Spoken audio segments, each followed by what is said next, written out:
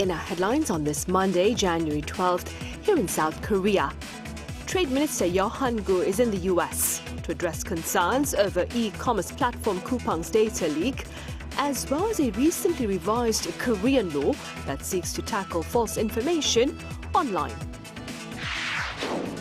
Meanwhile, North Korea's Kim Yo-jong, the sister of the regime's leader Kim Jong-un, demands an explanation over what she claims was a recent drone intrusion into the regime's airspace. And Netflix summer sensation K-pop Demon Hunters wins the 2026 Golden Globe for Best Animated Feature, while the soundtrack, Golden, garners the award for Best Original Song. Trade Minister Han Byung-do is in the US to address concerns there over the government's handling of the massive leak of personal data by e-commerce platform Coupang, as well as a recent revision to South Korea's digital law. Our Park Junan has details. South Korea's Trade Minister Han Byung-do, who is currently in the United States, said Sunday that the massive data breach at Coupang should be separated from trade or diplomatic issues. He added that the core problem lies in the large-scale personal information leak at Coupang and the company's inadequate response. The core issue is the massive data breach at Coupang and the inadequate response that followed. Since the matter is being handled impartially and fairly, it should be addressed separately from trade or diplomatic issues. Speaking to reporters upon arrival at Washington Dulles International Airport, Yo emphasized that the Korean government is not targeting or discriminating against any specific American company, including Coupang. Yo's visit comes amid ongoing U.S. concerns over Korea's digital barriers, including from the U.S. House Appropriations Committee and the Department of State. The U.S. Department of State late last year criticized a South Korean anti-disinformation bill, saying the amendment to the Network Act negatively impacts the business of U.S.-based online platforms and undermines free expression. The House Appropriations Committee warned in September that the Act on Promotion of Information and Communications Network Utilization and Information Protection, which was under review at the time, could amount to disparate treatment against American technology firms and could give China an advantage. To address the concerns, Yo said he will conduct extensive outreach during his visit, during meetings with U.S. Trade Representative Jamieson Greer, key lawmakers, and industry groups to explain the Korean government's intent. Park Junan, Arirang News. On the local political front, three-term lawmaker Han Byung-do has been elected as the new floor leader of the ruling Democratic Party. Our correspondent Moon Hae-ryun reports. South Korea's ruling Democratic Party has elected a new floor leader and 3 new members of its Supreme Council, following an internal shakeup that triggered an early leadership vote. After a competitive race that went to a runoff, three-term lawmaker Han Byung-do emerged as the new floor leader on Sunday, defeating fellow three-term lawmaker Baek Hae-ryun in the final round of voting. Han will serve out the remainder of his term, which runs until May, though the party has left open the possibility of a short extension to cover the June local elections. The party held a by-election to fill the vacancy left by former floor leader Kim Byung-gi, who stepped down amid allegations involving political donations and internal misconduct. His resignation left the powerful parliamentary post vacant months before the end of its original term, forcing the party to move up the election. The timing makes the role especially significant. The new floor leader will steer the party through negotiations on high-profile special prosecutor bills, including probes related to religious groups and broader corruption allegations, while also preparing for the June 3rd local elections. In his acceptance speech, Han pledged to push forward key reform and livelihood bills at speed, while supporting the success of the Lee administration. He also signaled a dual-track approach towards the opposition, open to dialogue but firm against what he called obstructionist politics. From this moment on, I will swiftly bring a year of turmoil under control and urgently move to end the insurrection, reform the prosecution and the judiciary, and improve people's livelihoods. Alongside the floor leader vote, the Democratic Party also held a by-election to fill 3 vacant seats on its Supreme Council, left open by members stepping down to run in the local elections. Lawmakers Kang, Lee Sung-yoon and Moon Jung-bok were elected, with results reflecting a closely watched balance between different factions within the party. With both parliamentary leadership and the Supreme Council reshaped, attention now turns to whether the Democratic Party can stabilize internal divisions and maintain momentum ahead of the June polls. Moon Hae-ryun, Arirang News. And President Ejae has called on religious communities to help foster national unity. Speaking at a New Year's luncheon with leaders from major religious groups at the Blue House on this Monday, the president urged them to help promote harmony and inclusivity by putting into practice the teachings on love. Pointing out that dispute, disdain and discrimination are deepening nationwide, President acknowledged that while unity and solidarity are his priority, there are limits to what he alone can achieve.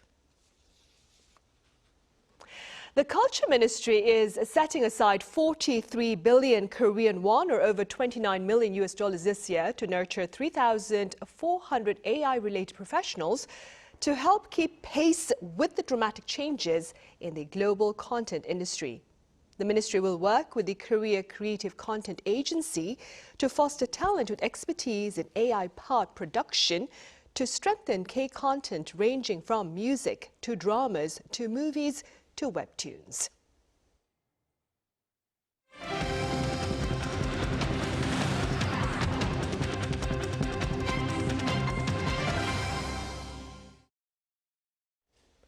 North Korea has called on South Korea to clarify an alleged drone intrusion into its airspace. Our Ejae explains. Kim Yo-jung, the sister of North Korean leader Kim Jong-un, is demanding an explanation from South Korea over what Pyongyang claims were drone incursions into its airspace. In a statement carried by North Korean state media on Sunday, Kim said drones flying from the Republic of Korea violated the North's sovereignty. Her comments came after South Korea's defense ministry denied that its military was responsible, saying the drones may have been launched by civilian groups. Kim welcomed that denial, but said Seoul must still explain what she called an actual drone that crossed into North Korean territory. She warned that any future flights, regardless of who launches them, would bring serious consequences. She also claimed video recovered from the drones showed sensitive North Korean sites, including a uranium mine, the Kaesong Industrial Complex, and border guard posts, which she said proves the drones came from the south. The comments come as North Korea's military claimed that a drone was detected on January 4th, flying north from Gangwon-do Island near Incheon and was forced down near Kaesong using an electronic warfare system. Pyongyang says the drone was carrying surveillance equipment. It also claims another drone flew from Paju in late September, crossed into North Korea, passed over Kaesong, and was brought down by an electronic attack system. The North says that the aircraft carried nearly 6 hours of video footage. Pyongyang also accused Seoul of hostile provocations while talking about dialogue and warned that such actions would not go unpunished. South Korea's defense ministry has rejected the claims, saying an initial investigation shows the drones were not operated by the South Korean military and that no military drones were flown on the dates cited. Defense Policy Chief Kim Hong-chul said authorities are now investigating whether the drones could have been operated by civilians. He added that Seoul has no intention of provoking North Korea and will continue efforts to reduce tensions and build trust between the two sides. Ejae, Arirang News. In related news, pundits here believe the drones that North Korea claims came from South Korea were civilian crafts. Our defense correspondent Kim Bo-kyung reports. Aside from the Defense Ministry's claims that South Korean drone infiltrations were not a military operation, experts say a civilian drone was likely involved after considering the pictures released by the North. The drone reportedly matches the Skywalker Titan 2160 model, commonly used by ordinary people that can be purchased through overseas platforms. They used regular commercial parts, not military ones. The design is very vulnerable to jamming or other means of bringing drones down. It's not military equipment at all, just for civilian use. In fact, it's almost the same as models that anyone can easily order from Chinese online shopping sites. Pyongyang claimed South Korean drone infiltrations were first made in September last year and then in January. Another expert says we need to note the timing of the regime having brought up the issue, right after the EC summit to show that the regime is against China playing a role to ease the tensions, and just before the 9th Party Congress to strengthen internal unity. Since South Korea is asking China to become a mediator, North Korea may be hinting that it does not want to respond or cooperate.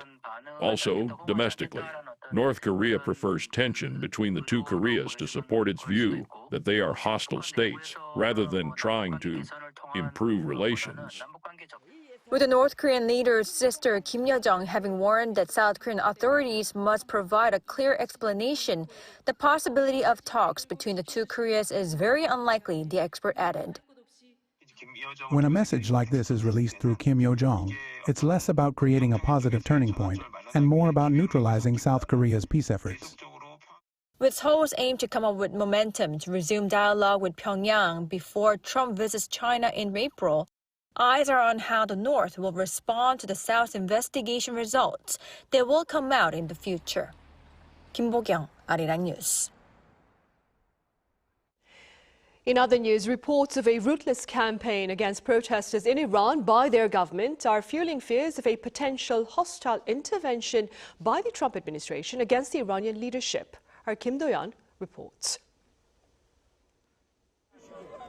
More than 500 people have died in the ongoing unrest in Iran.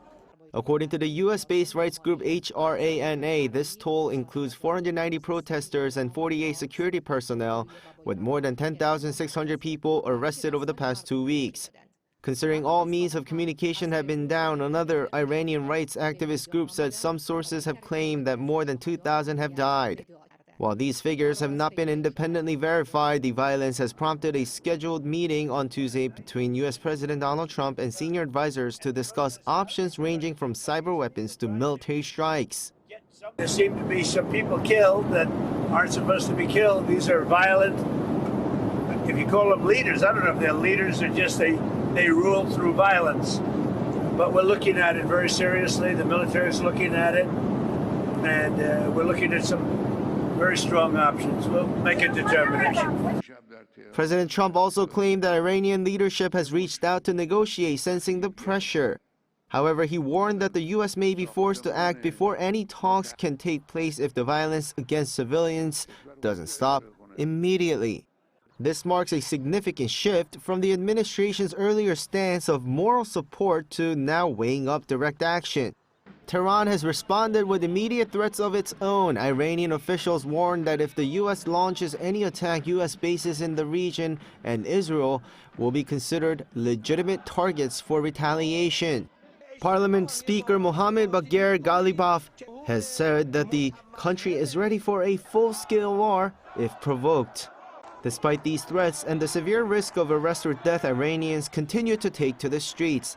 The demonstrations began 2 weeks ago, sparked by the collapse of the Iranian rial and rising living costs. These economic protests have since expanded, with demonstrators calling for a change in leadership.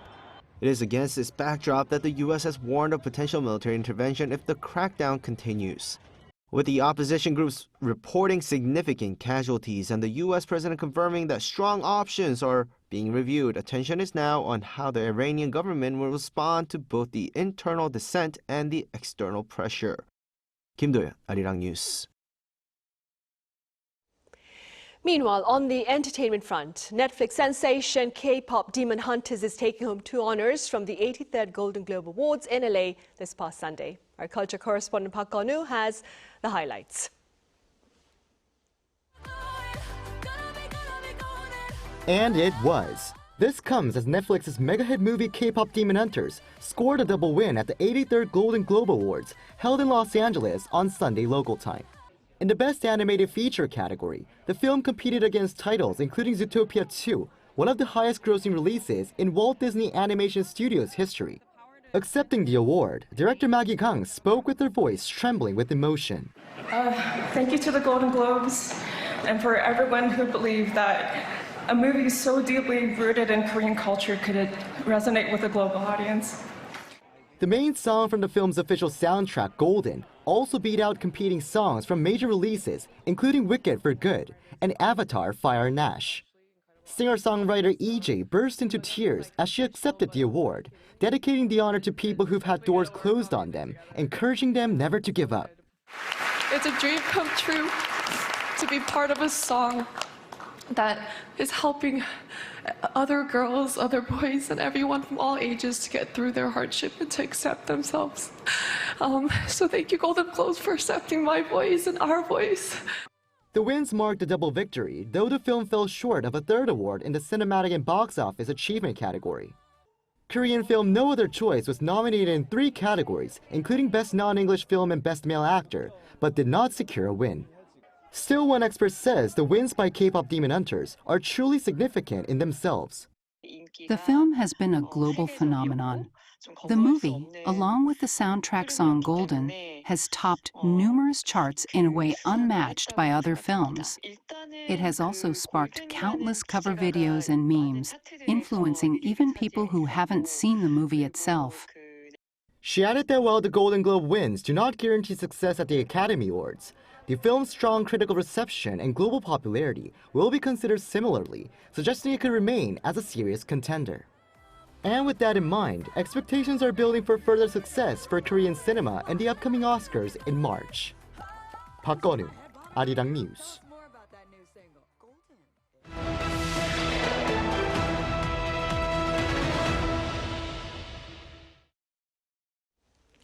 In our interview segment today, we revisit South Korea's partnership with the European Union across many fronts, including security, amid a rapidly changing geopolitical landscape. Our senior correspondent Oh Seong sat down with the EU ambassador based here in Seoul. Seoul and Brussels face greater strategic challenges in 2026, rendering value-based cooperation more crucial than ever. That's according to Europe's top envoy in Seoul, Ambassador Ugo Astuto, speaking with Arirang News. Well, I think it's absolutely essential that two like-minded democracies and advanced economies such as the EU and Korea work together. As I said earlier, we are facing headwinds in the international scene. So that's a moment where friends and partners need to come together. And we do. I'm glad to say we do. A veteran European diplomat, Astuto took up his post in Seoul last year after holding senior Asia-Pacific roles at both the European External Action Service and Italy's Foreign Ministry.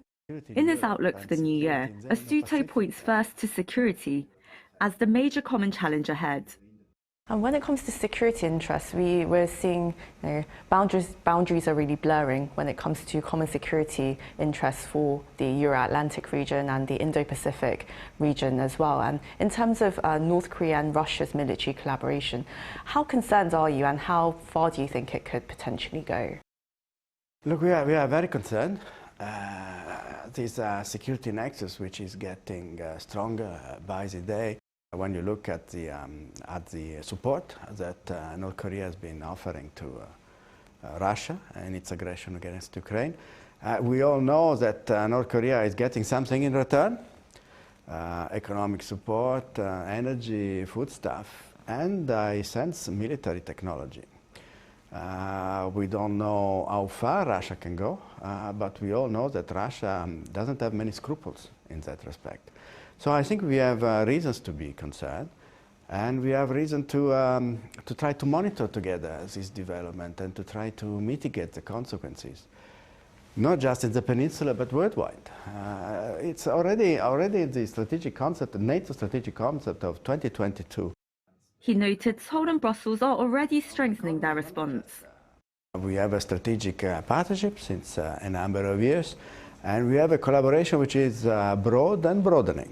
Last year, actually in 2024, we signed a security and defense partnership. We are working on that to expand it to cover a number of very relevant grounds, from cybersecurity, foreign information manipulation, interference. And we work together to uphold the multilateral system of international governance. Shared concerns also extend to economic security.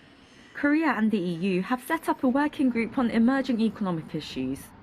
Indeed, over the past few years, we have seen economic coercion becoming the norm rather than the exception. Most recently with rare earths, raw materials in general terms.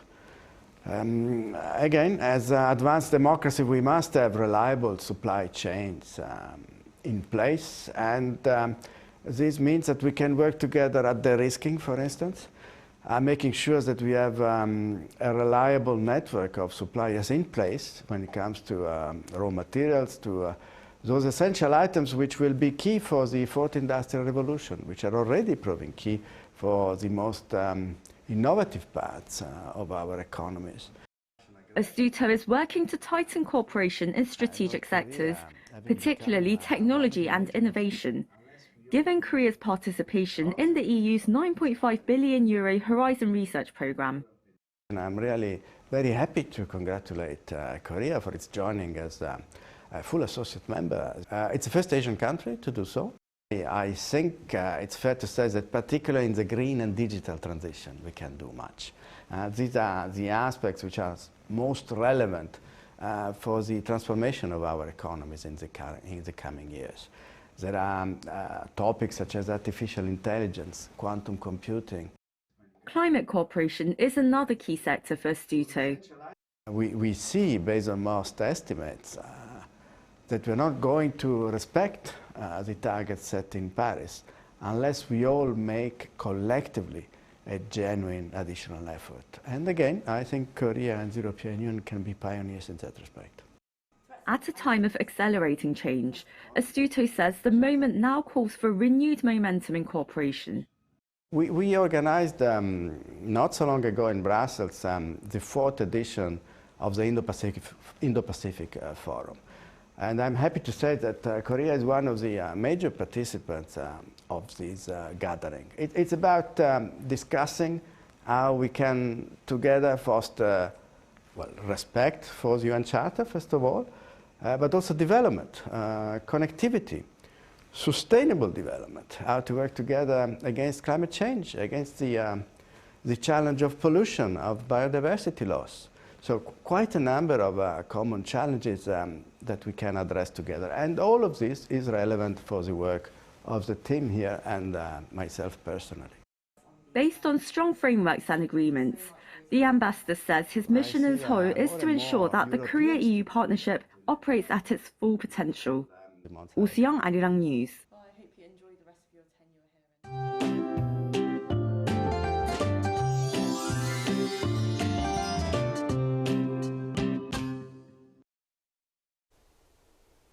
It felt colder this morning than it did yesterday, but the cold wasn't as harsh during the day. However, colder air will make a return tonight and temperatures will stay below freezing all day tomorrow. The cold spell will continue through Wednesday morning before temperatures started to rise again in the afternoon. Rain or snow is expected mainly around the central areas today, and most of it will have stopped by early tomorrow morning. You need to be careful out on the roads as rain and snow may make them slippery. Seoul will start off at -4 degrees tomorrow morning, Chuncheon at -6 degrees. Daily highs will top out at only -2 degrees in Seoul, 4 degrees in Chuncheon, Daegu, and Gyeongju. Dry weather warnings remain in place for the eastern parts of the country, and strong wind warnings are also in place for eastern regions. Please take extra precautions. That's all for Korea. Here are the weather conditions around the world.